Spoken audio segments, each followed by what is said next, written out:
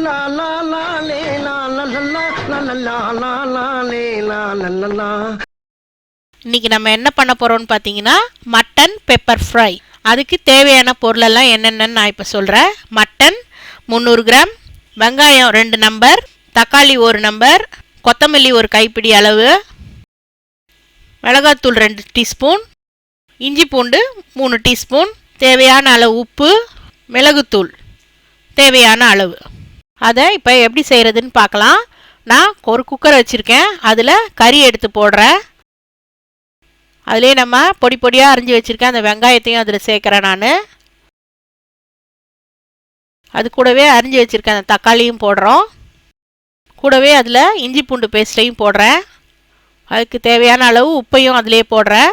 அது கூடவே எடுத்து வச்சுருக்கேன் அந்த மிளகாத்தூளையும் அதிலே ஆட் பண்ணுறேன். இப்போ அந்த கறி வேகிற அளவுக்கு தண்ணியை நான் அதில் ஊற்றுறேன்.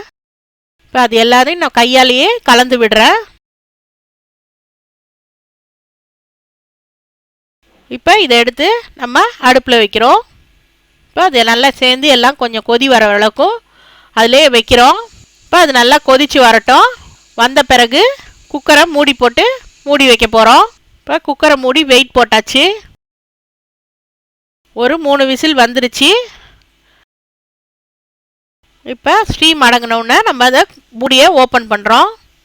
இப்போ இந்த நல்லா பாருங்கள் வெந்து வந்திருக்கு.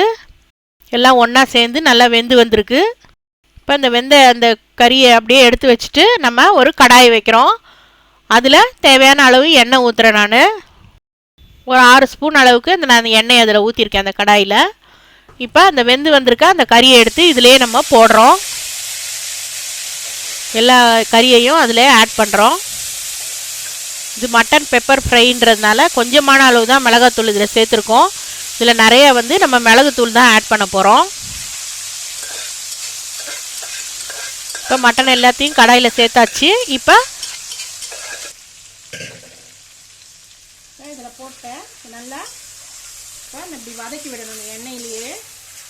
இப்படி ஒவ்வொன்றா வெங்காயம் தக்காளி எல்லாம் வதக்கி அதுக்கப்புறம் இந்த மட்டனை போட்டு வதக்கி அந்த ப்ராசஸ்லாம் பெருசாக இருந்தாலும் இது மாதிரி செஞ்சிங்கன்னா டேஸ்ட் எல்லாமே ஒன்றா சேர்ந்து ரொம்ப சூப்பராக இருக்கும். இதோட டேஸ்ட்டு ஒன்றா மொத்தமாக நல்லா வேக வச்சுட்டு இப்போ பெப்பரை போட்டு நம்ம ஃப்ரை பண்ணி அதுக்கு தேவையான அளவு மிளகுத்தூள் இதில் இப்போ நம்ம சேர்க்க போகிறோம். இதுதான் இதுக்கு மெயின் இன்க்ரீடியண்ட்டு. நல்ல ஒரு 3-4 ஸ்பூன் அளவு மிளகுத்தூள் இதில் சேர்க்குறோம் நம்ம. அப்போ தான் அதோட டேஸ்ட் ரொம்ப நல்லாயிருக்கும். கூட போட்டுக்கலாம். இப்போ இதை நல்லா சேர்த்து பரட்டி விடணும். இந்த மட்டன் பெப்பர் ஃப்ரை நிறைய மிளகுத்தூள் சேர்க்கறதுனால கோல்டுக்கெலாம் ரொம்ப நல்லது. ரொம்ப ரொம்ப சூப்பராக இருக்கும் இதோட டேஸ்ட்டு. இந்த ரெய்னி சீசன்லலாம் இந்த மட்டன் பெப்பர் ஃப்ரை செய்து சாப்பிட்டா ரொம்ப ரொம்ப டேஸ்ட்டாக இருக்கும், நல்லாயிருக்கும். இந்த மழைக்கு நல்லா சூடாக செஞ்சு சாப்பிட்டோம்னா வெறுமனே வெள்ளை சாதத்தில் போட்டு இதை தொக்கு மாதிரி பிசைஞ்சு சாப்பிட்டாலே டேஸ்ட் ரொம்ப ரொம்ப நல்லாயிருக்கும். அதோட சப்பாத்தி கூட இதை சைடிஷ்ஷாக வச்சு சாப்பிட்லாம். சாம்பாருக்கு கூட இது சைடிஷ்ஷாக ரொம்ப ரொம்ப நல்ல ஒரு காம்பினேஷன் இது.